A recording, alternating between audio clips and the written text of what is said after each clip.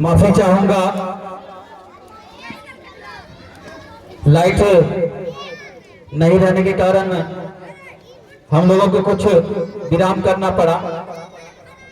तो मैं अब अंतिम कड़ी, अंतिम क्षण के रूप आगे बढ़ रहे हैं। मैं आपसे रूबरू हूँ। हमारी कमेटी के सारे मेंबरान, सदर सेक्रेटरी सबके सामने हैं और आप भी, आवाम भी सामने है। आवाम से दरख्वास्त है, ये प्रोग्राम पिछले 15 अगस्त को किसी कारणवश हमारे एरिया में बाढ़ क्षतिग्रस्त हो गया था, तो 15 अगस्त को नहीं हो पाया था। परंतु ये प्रोग्राम आपके सामने लगातार हर गणतंत्र दिवस, स्वतंत्रता दिवस के उपलक्ष्य में चलता रहेगा। और आप, जहां तक मेरी आवाज ग्राम वासियों के, एक डारा के मुस्लिम समुदाय के घर तक पहुंच रही है, उन माँ बहनों से गुजारिश की, आप अपने घर का ख्याल रखते हुए भी खुदा के घर को की आबाद करने की कोशिश करें। आपसे गुजारिश है कि मस्जिद तामीर का काम हमारे मेंबरान लोग आपके घर पे जाएंगे, दस्तक देंगे, आप चढ़ बढ़कर उनमें हिस्सा लें और इस काम को मुकम्मल करें। कब्रिस्तान, मजार की भी जमीन का नापी होने वाला है। मजार की जमीन का भी नापी होने वाला था, किसी कारणवश वो नापी का डेट स्थगित हो गया है। उन नापी में भी आप लोग भागीदारी लें और सही जो नाप है उसको पूरा कराएं, क्योंकि सारी काम अगर आप कमेटी को सौंप दिए हैं तो कमेटी हमेशा एक्टिव रहती है, कमेटी उसको हमेशा करने के लिए तैयार रहती है। लेकिन कमेटी को आपका सहयोग करना भी बहुत लाजमी होता है, बहुत जरूरी होता है। सिर्फ कमेटी आप बना दिए, कमेटी वो भी गांव के ही लोग हैं, गांव के चिन्हित व्यक्ति हैं, और वो मजार भी कमेटी के लोगों के अंतर्गत आता है, और कमेटी के आप मेंबरान हैं, और आप समाज के लोग उसमें एकत्रित रहना पड़ेगा ताकि किसी प्रकार का बाधा उत्पन्न ना हो। तो जो भी जुल्म हमारे ऊपर सियासतदान के द्वारा हो रहा है, लोग जो करते आ रहे हैं, मैं नहीं कहता कि पूरे हिंदुस्तान में, पूरे अवाम में ऐसे लोग हैं। कुछ राजनीतिक पार्टियां, कुछ विशेष व्यक्ति, बहुत लोग अच्छे अच्छे पार्टी में बहुत लोग हैं, लेकिन कुछ लोग ऐसे मानसिकता के हो जाते हैं, कुछ लोग ऐसे लोग हो जाते हैं जो हमें देखना पसंद नहीं करते, जो हमसे बात नहीं करना पसंद करे। पिछले साल में बहुत ऐसा नजारा देखने को मिला है। उनपे हमारे अध्यक्ष साहब ने आपको रूबरू करा दिया।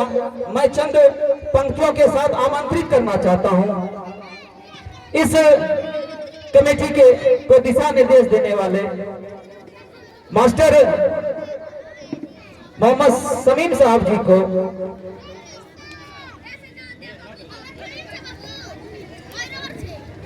कि हमको न सताओ के गुनहगार नहीं मैं, हमको न सताओ के गुनहगार नहीं है।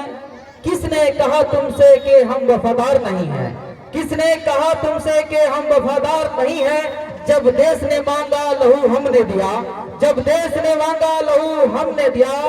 हम फक्रे वतन है कोई गद्दार नहीं, हम फक्रे वतन है कोई गद्दार नहीं। और उन तक ये बात पहुंचा देना, जालिम तू चाहता है कि मैं अपनी पहचान छोड़ दूं, जालिम तू चाहता है कि मैं अपनी पहचान छोड़ दूं। घबरा के नबी का फरमान छोड़ दूं, घबरा के नबी का फरमान छोड़ दूं। मरना हमें मंजूर है मर जाएंगे मगर, मरना हमें मंजूर है मर जाएंगे मगर। ऐसा नहीं कि दौलत ईमान छोड़ दे, ऐसा नहीं कि दौलत ईमान छोड़ दे। इसी चंद शब्दों के साथ मास्टर समीम साहब जी।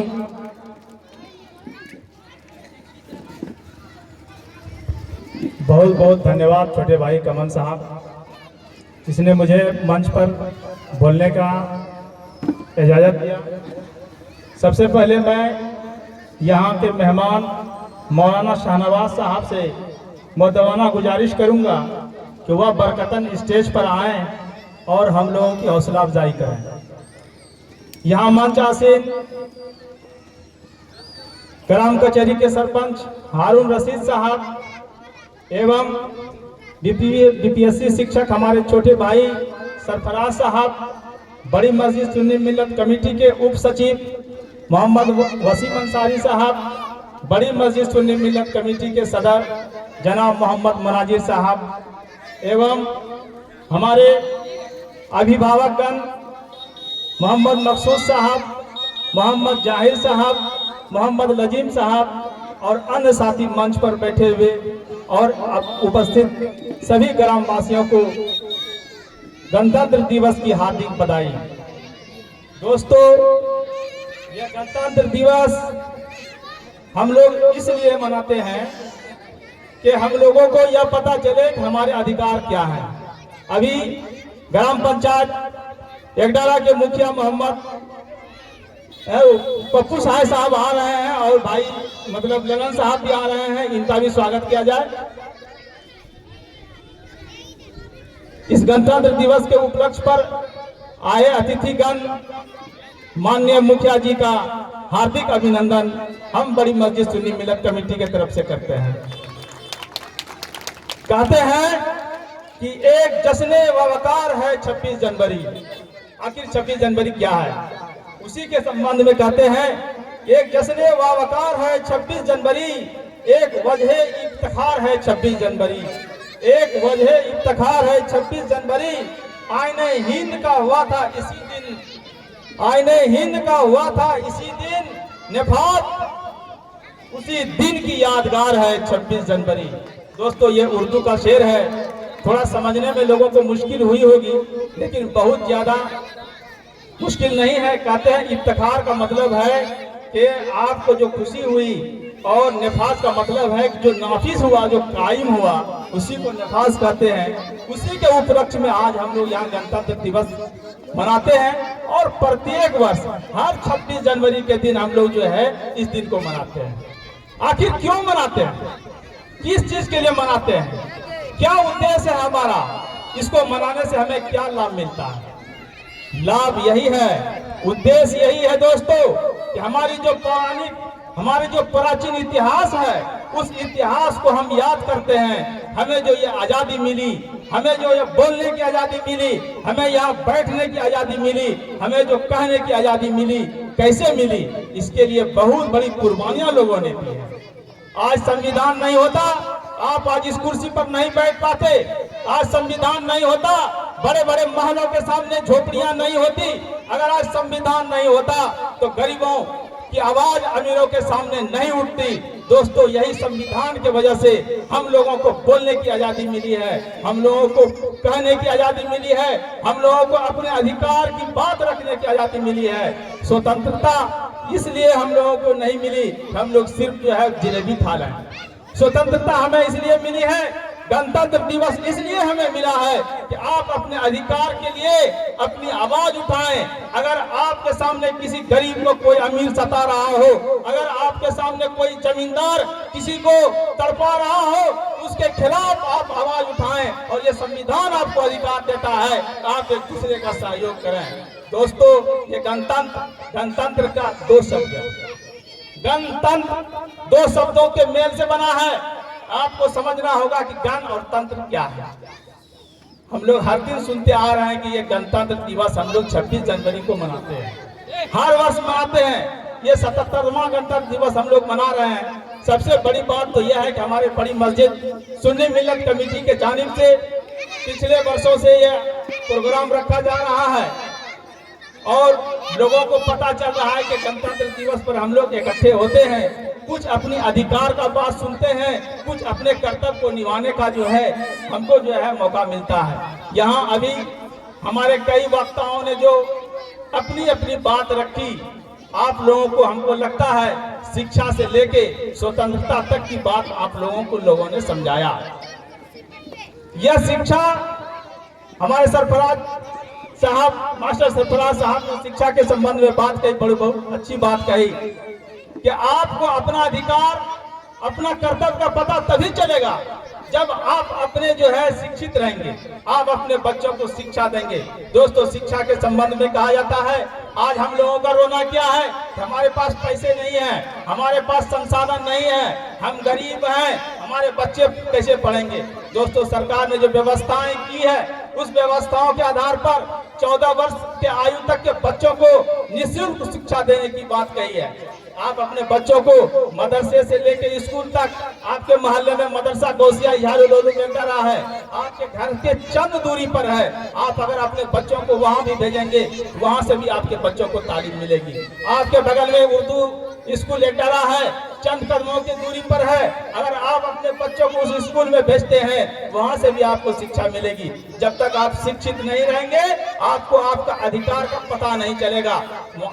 कहते हैं अबुल कलाम आजाद ने कि देश की सबसे बड़ी ताकत सिपाही नहीं होती है। दोस्तों, जब हमारे अबुल कलाम आजाद देश के शिक्षा मंत्री बने, उन्होंने कहा था कि देश की सबसे बड़ी ताकत सिपाही नहीं होती है। दोस्तों, देश की सबसे बड़ी ताकत उसकी शिक्षा होती है।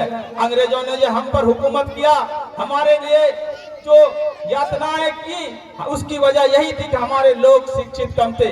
अंग्रेजों ने शिक्षित होने से हम लोगों को वंचित करने का कई प्रयास किया।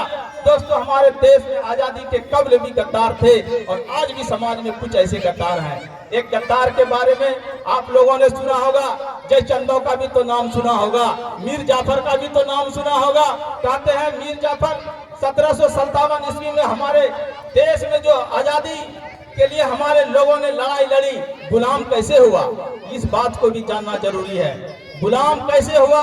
गुलाम होने की वजह है हमारे लोग जब तक हमसे नहीं टूटेंगे, हमारे लोग जब हमारे बीच जो है नहीं साजिश करेंगे, तब तक हमारी कमियां लोगों को नहीं पता चलेगी, तब तक हम किसी के नीचे शिकस्त नहीं हो सकते हैं। एक घटना है दोस्तों, इतिहास कहता है कि बंगाल के नवाब सिराजुद्दौला का नाम आप लोग सुने होंगे।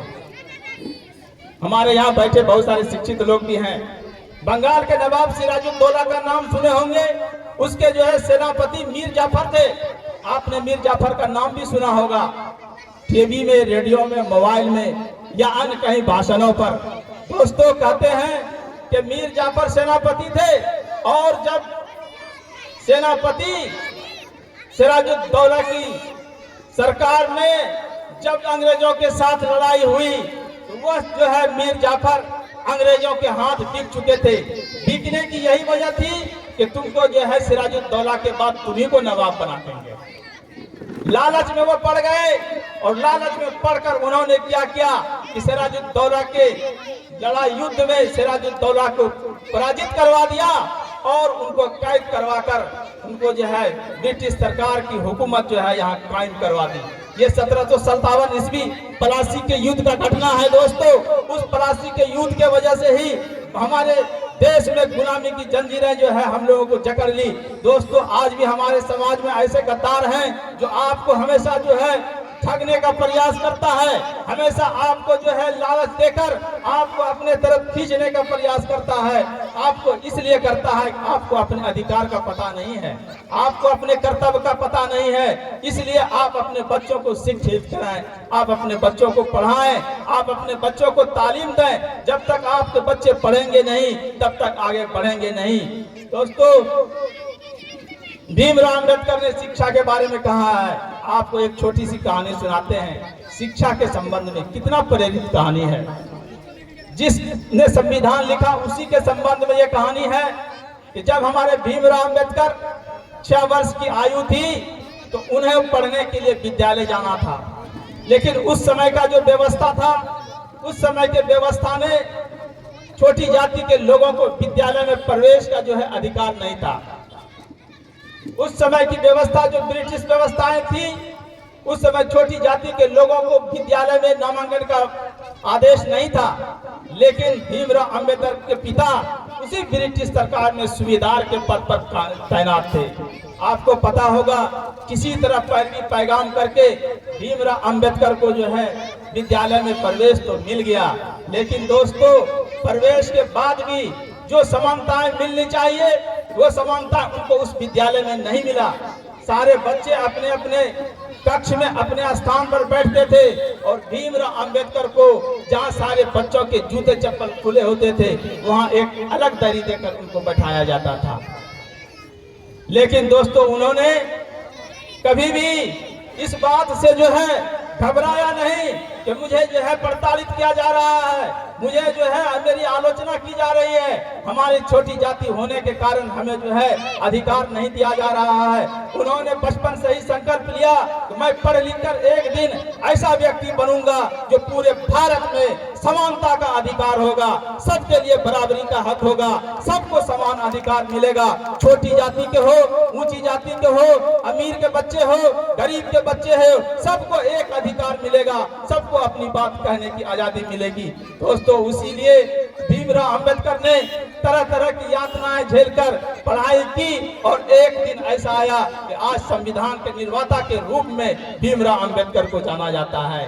वही संविधान जिस संविधान के आधार पर आज हम यहाँ कुर्सी लगाकर बैठे हैं, वही संविधान जिन संविधान के आधार पर आज हम यहाँ आवाज देकर लोगों को ललकार रहे हैं, ए गद्दारों तुम अपनी गद्दारी से शांत हो जाओ वरना समाज जाग चुका है, अब तुम्हें उखाड़ फेंकेगा। दोस्तों आप कभी भी अपने बच्चों को शिक्षा की ओर ले जाने से न रुकें, आप भी अपने बच्चों को शिक्षित करें ताकि आपके बच्चे जो है शिक्षित होकर समाज को विकास की ओर ले जाए। और कहते हैं गद्दारों के लिए एक शेर है, कहते हैं कि लाशों के ढेर पर महल बनाते देखा है, लाशों के ढेर पर महल बनाते देखा है, मतलब के लिए अगर मगरमच्छ की आंसू बहाते देखा है, मतलब के लिए मगरमच्छ के आंसू बहाते देखा है। कब तक रूप बदलोगे वक्त के मीर जाफर, कब तक रूप बदलोगे वक्त के मीर जाफर, इतिहास गवाह है तेरे जैसे गद्दार उभरते देखा है, इतिहास गवाह है तेरे जैसे गद्दार उभरते देखा है।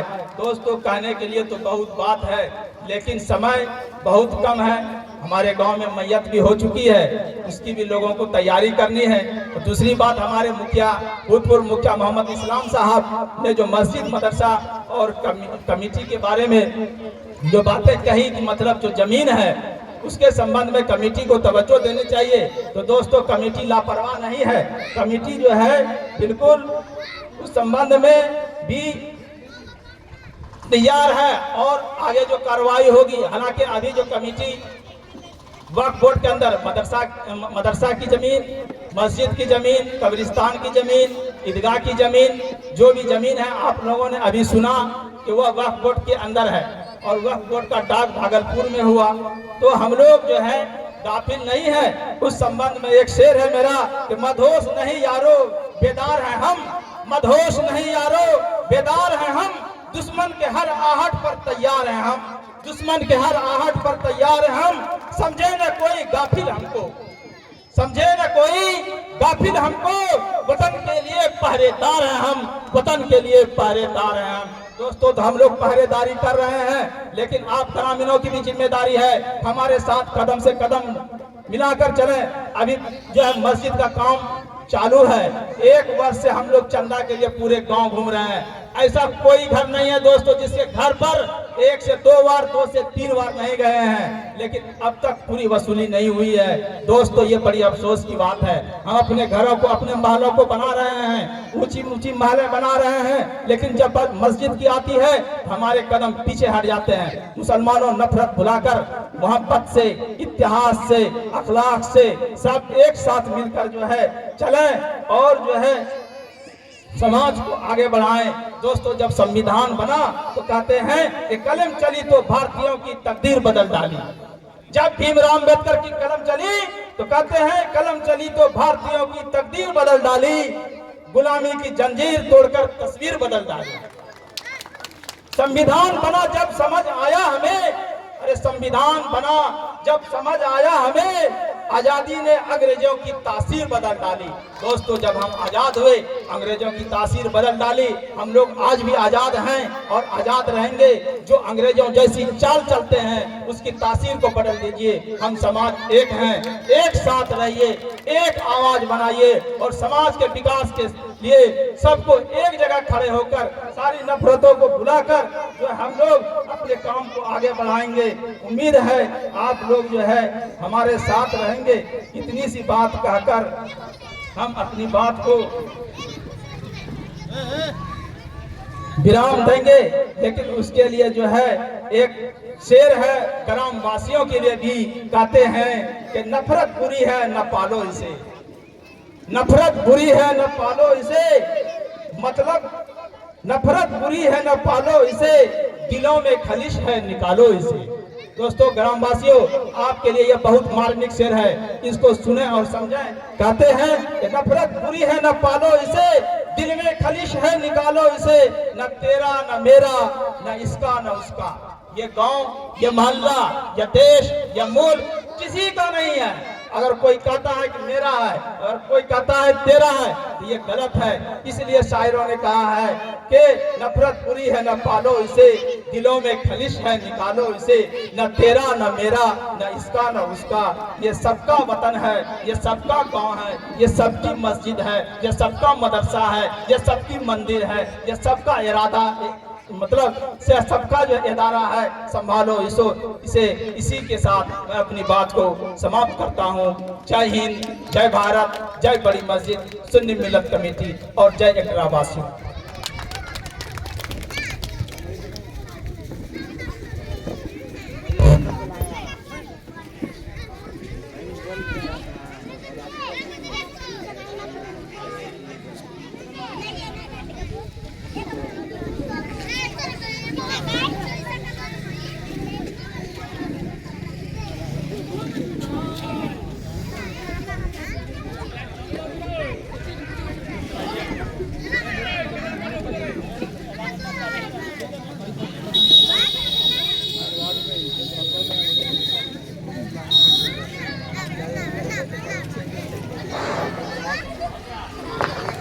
बहुत बहुत धन्यवाद मास्टर समीम साहब जी। आपने 77वें गणतंत्र दिवस के उपलक्ष्य में ग्रामवासी एकडारा को संबोधित किया। आपने बड़ी मस्जिद सुन्नी मिल्लत कमेटी पर भी अपनी बात रखी। मैं समाज से पूछना चाहता हूं, मैं समाज से जानकारी प्राप्त करना चाहता हूं, क्या पीछे अब कभी आपको ये पता रहता था कि हमारी ईदगाह की जमीन, हमारी मस्जिद की जमीन, हमारी कब्रिस्तान की जमीन कितने में डाक हुई है? किसी को पता नहीं रहता था। आज यही बड़ी मस्जिद सुन्नी मिल्लत कमेटी के आगाज पे पूरा बिहार जानता है, हर आला अधिकारी जानते हैं कि ईदगाह की जमीन की डाक कितने में हुई, कब्रिस्तान की जमीन की डाक कितने में हुई, या मदरसे वाली जमीन की डाक कितने में हुई। और मैं बता दूं आपको, जो एक छोटा सा रकम आपको ईदगाह की जमीन से आता था और जो जमीन आपका मस्जिद वाला जमीन है वहां से आता था, सब मिला के जितनी जमीन की आमदनी एक साल में होती थी, अल्हम्दुलिल्लाह एक ही जमीन से आपको इतनी आमदनी बड़ी मस्जिद सुन्नी मिल्लत कमेटी के जानिब से प्राप्त हुई है। आप जाके अल्पसंख्यक कार्यालय पता कीजिए, तो कमेटी अपने स्तर से काम कर रही है। कमेटी को आप अवाम की सहयोग की जरूरत है। आपसे कमेटी उम्मीद रखती है, आप कमेटी से उम्मीद रखिए। आप कमेटी को दिशा निर्देश दें, आप कमेटी के साथ मशवरा करें। आप हमसे दूर रहेंगे, कमेटी से दूर रहेंगे, तो पता नहीं